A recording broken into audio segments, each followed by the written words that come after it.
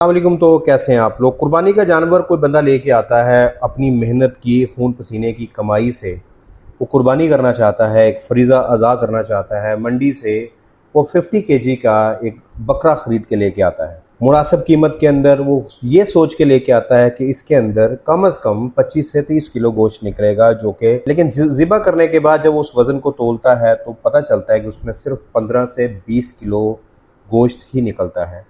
आप अंदाज़ा कर सकते हैं कमर्शियल या बैकयार्ड पोल्ट्री फार्मिंग में ये काम हर रोज़ होता है, पाकिस्तान पूरे के अंदर होता है कि आप जिस तरह से अपने शेड को लेके जा रहे होते हैं, जितनी एफसीआर आपको रिक्वायर होती है, जितना वज़न आपको नुकसान से बचाने के लिए चाहिए होता, उतना नहीं आता। और इस सारे मामले के पीछे सिर्फ एक ही चीज़ होती है, वो है नेक्रोटिक एंट्राइटिस।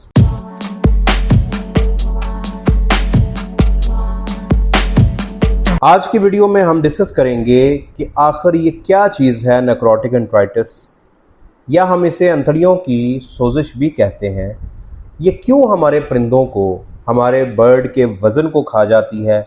जितनी आप फीड देते हैं उतनी एफसीआर नहीं आती, जितने ग्राम आप फीड दे रहे होते हैं उस हिसाब से एग प्रोडक्शन नहीं आती, और आप अल्टीमेटली नुकसान कर रहे होते हैं अच्छी फीड, अच्छे चूज़े के बावजूद। बीमारी को डिस्कस करेंगे, आती कहाँ से है, कैसे इसको मैनेज करना है और इसका क्या प्रॉपर इलाज करेंगे, इसकी तशखीस कैसे होगी।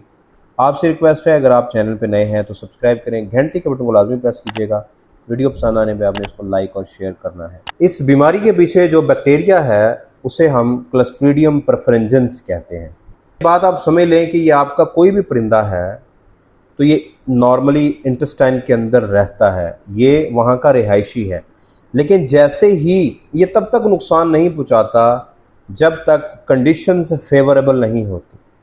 फेवरेबल कंडीशंस के अंदर फैक्टर्स में आगे आपको बताता हूँ। जैसे ही कंडीशंस फेवरेबल हो जाती हैं फिर ये ओवर ग्रो कर जाता है। ओवर ग्रो जब करता है तो बॉडी का जो इटसेल्फ डिफेंसिव मैकेनिज्म है वो इसको काउंटर करने में नाकाम हो जाता है। अल्टीमेटली ये ऐसे टॉक्सिन्स रिलीज़ करता है, ऐसा जहर रिलीज़ करता है जो आहिस्ता आहिस्ता गट की हेल्थ को, अंतड़ी की हेल्थ को डिस्टर्ब करना शुरू कर देता है। सबसे ज़्यादा जो ब्रीड इफेक्टिव होती हैं वो है ब्रॉयलर्स। ये दूसरे तीसरे हफ्ते में ही एक्टिव हो जाता है। उसके बाद लेयर यानी अंडे वाली मुर्गी भी, गोल्डन मिस्ट्री बर्ड भी, या बैकयार्ड पोल्ट्री में भी पुअर मैनेजमेंट की वजह से पिजन, कबूतर और तोतों के अंदर भी ये बीमारियां पैदा करती हैं। सबसे पहला ट्रिगर, जो सबसे बड़ा ट्रिगर है, सब क्लिनिकल कॉक्सी। जब भी आपका बर्ड कॉक्सी का शिकार होगा, चाहे वो सब क्लिनिकल है या आपके बर्ड में कॉक्सी आ गई, उसमें इंटेस्टाइन अंदर से छिल जाती है, उसकी प्रोटेक्टिव लेयर ख़त्म हो जाती है, जिससे ये बैक्टीरिया अंदर पेनिट्रेट कर जाता है, फिर ये ब्लड सर्कुलेशन में आ जाता है और ये फिर फैलना शुरू हो जाता है। अगर आपके शेड के अंदर बुरादा गीला है, कहीं पे वाटर लीकेज हो गई है, प्रॉपर रैकिंग नहीं हो रही, या आपने घरेलू पैमाने में परिंदे ऐसी जगह रखे हैं जहां बार बार ड्रिंकर्स गिर रहे हैं, नीचे आपने बुरादा नहीं बिछा हुआ, कीचड़ हो रहा है, इस तरह के अवामल से बार बार नमी बढ़ेगी। नमी बढ़ने से फिर कॉक्सी आएगी, फिर दोबारा ये नेक्रोटिक एंट्राइटिस वाला बैक्टीरिया एक्टिव हो जाता है। अमोनिया अगर आपके शेड में इंक्रीज हो रहा है, पुअर वेंटिलेशन है, ये देखें ये जो बैक्टीरिया है ये एनारोबिक है, ऑक्सीजन की गैर मौजूदगी में पलता है। जितनी ऑक्सीजन इसको कम मिलेगी, बर्ड जितना सफोकेशन में होगा, अमोनिया ज़्यादा होगी, उतना ही ये बैक्टीरिया ग्रो करेगा। फिर टॉक्सिन्स, अगर आप टॉक्सिन बाइंडर यूज़ नहीं करें, पाकिस्तान में ये एक अटल हकीकत बन चुकी है कि आप जो भी फीड डाल रहे हैं, जितनी भी अच्छी क्वालिटी की, अच्छी कंपनी की, उसमें टॉक्सिन्स होते हैं और उनका जो लेवल है वो बर्ड के थ्रेशोल्ड लेवल से बहुत ऊपर होता है। तो टॉक्सिन बाइंडर अगर आप शामिल नहीं करें तो गट डिस्टर्ब हो जाती है, फिर ये बैक्टीरिया एक्टिव हो। इसके बाद अगर आप बहुत हाई प्रोटीन दे रहे हैं, आप खुद से सोयाबीन डाली जा रहे हैं, फिश मील डाल रहे हैं, इस बैक्टीरिया को प्रोटीन से मोहब्बत है, ये खाता है अपनी खुराक के लिए। जितनी प्रोटीन वाली डाइट होगी उतना ये बैक्टीरिया ग्रो होगा। अगर आपका बर्ड किसी भी तरह के स्ट्रेस का शिकार है, किसी वायरल स्ट्रेस का शिकार है, ओवर क्राउडिंग है, उसको फीड 12 से 24 घंटे लेट हो गई है, या कोई और बीमारी है, इकोलाई चल रही है, माइकोप्लाज्मा चल रहा है, तब भी आपका बर्ड इस बैक्टीरिया को फेवरेबल कंडीशन देगा। हीट स्ट्रेस, जैसे कि ये गर्मियों का मौसम है, बहुत ज़्यादा गर्मी की वजह से भी पीएच डिस्टर्ब होती है, इंटेस्टाइन का बैलेंस डिस्टर्ब होता है और ये बैक्टीरिया ग्रो कर जाता है। पकड़ना आपने इसको कैसे है, कमर्शियल फार्म के अंदर जो अर्ली साइंस हैं, कमर्शियल किसी भी फार्म के अंदर अर्ली साइंस क्या है? सबसे पहला साइन है फीड इनटेक ड्रॉप हो जाता है। बर्ड फीड कम करेगा, फिर पानी प्रॉपर नहीं पिएगा, फ्लॉक में यूनिफॉर्मिटी नहीं रहेगी। आप शेड में चक्कर लगाएंगे तो आपको साइजिंग नज़र आना शुरू हो जाएगी। लेयर वाली शेड में यूनिफॉर्मिटी डाउन हो जाएगी। 90% यूनिफॉर्म फ्लॉक था तो 85 पे आ जाएगा, 80 पे आ जाएगा। इसी तरह वेट ड्रॉपिंग्स होना शुरू हो जाएंगी, यानी कि लूज ड्रॉपिंग करना शुरू करेगा, जिसे हम कच्ची बीट कहते हैं। पीछे से वेंट उसके गंदे होना शुरू हो जाएंगे और बर्ड आपका आहिस्ता आहिस्ता ढीला होगा। इसके बाद जो अगला स्टेप है उसमें होगा कि अचानक से मोर्टेलिटी बढ़ेगी और आपका बर्ड बिल्कुल पर फेंक के बैठ जाएगा, मुंह खोल के सांस लेगा, डिहाइड्रेशन सीवियर हो जाएगी और उसके बाद आप जब वज़न करेंगे तो आपके बर्ड का वज़न ही नहीं बढ़ रहा होगा और एग प्रोडक्शन गिर जाएगी। तो होगा कमर्शियल पोल्ट्री में। जो घरेलू माने में परिंदे हैं या छतों पे रखे हुए हैं, उनमें परिंदा आपका चुप करके साइड पे बैठ जाएगा, खाना पीना नहीं करेगा, पानी को मुंह नहीं लगाएगा, कोई हरकत नहीं करेगा, खेलेगा नहीं, चले फिरेगा नहीं, चुप करके बैठ जाएगा। उसके बाद वो सब्ज़ रंग की या येलो रंग की बीटें करेगा, उसका वज़न गिरना शुरू होगा, सोकड़े में चला जाएगा और अचानक से अमवात होना शुरू हो जाएंगी। अब मैं आपको तस्वीर दिखा रहा हूँ कि जब आप बर्ड को ओपन करेंगे, पोस्टमार्टम करेंगे, तो इंटेस्टाइन आपको इस तरह से नज़र आएंगी, मोटी हो चुकी होंगी, आपको उसके अंदर हेमरेजेस नज़र आएंगे, ब्लड नज़र आएगा, ब्राउन या येलो लेयर बनी होगी नेक्रोसिस की, यानी जहाँ जहाँ पे मसल टिश्यू डैमेज हो रहा है उसकी ब्राउन या येलोश बनी होगी।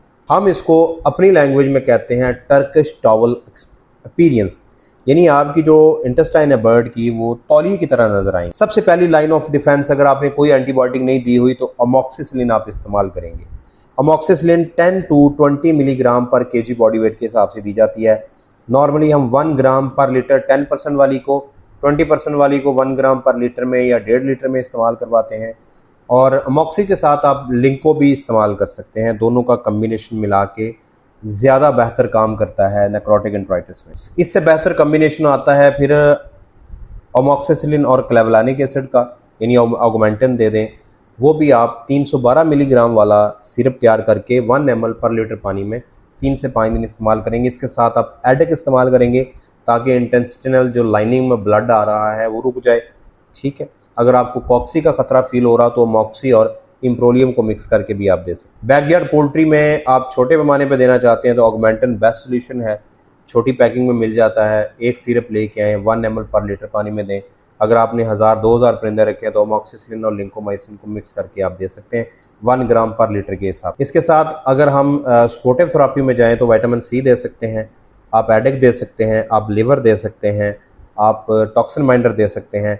आपने मल्टी वाइटामिन नहीं देने, बी कॉम्प्लेक्स स्पेशली जब तक इंटेस्टाइन ठीक नहीं होती, बी कॉम्प्लेक्स आपने नहीं देने। विटामिन ई सेलेनियम का इस्तेमाल करेंगे और जब आपका बर्ड रिकवर हो जाएगा, मोर्टेलिटी रुक जाएगी, तो आप प्रोबायोटिक्स का इस्तेमाल करेंगे।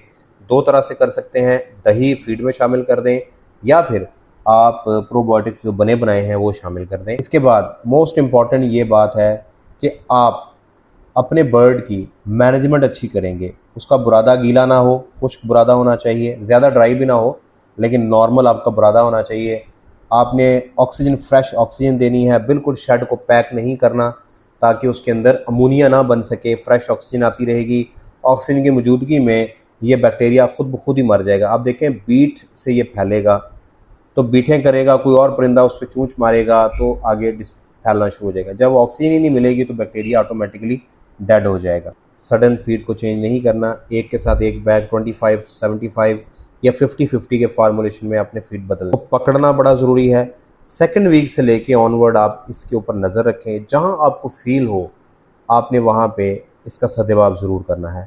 वीडियो आपको पसंद आई होगी, इसको लाइक कीजिएगा। चैनल को अभी तक सब्सक्राइब नहीं किया तो सब्सक्राइब करें, घंटी को लाजमी प्रेस कीजिएगा। पोल्ट्री फार्मिंग में सीखने के लिए कि बेहतरीन पोल्ट्री फार्मिंग कैसे की जाती है, मेरे 2 प्रोडक्ट्स आपको मेरी वेबसाइट के ऊपर अवेलेबल हो जाएंगे। यहाँ नीचे भी लिंक आ रहा होगा।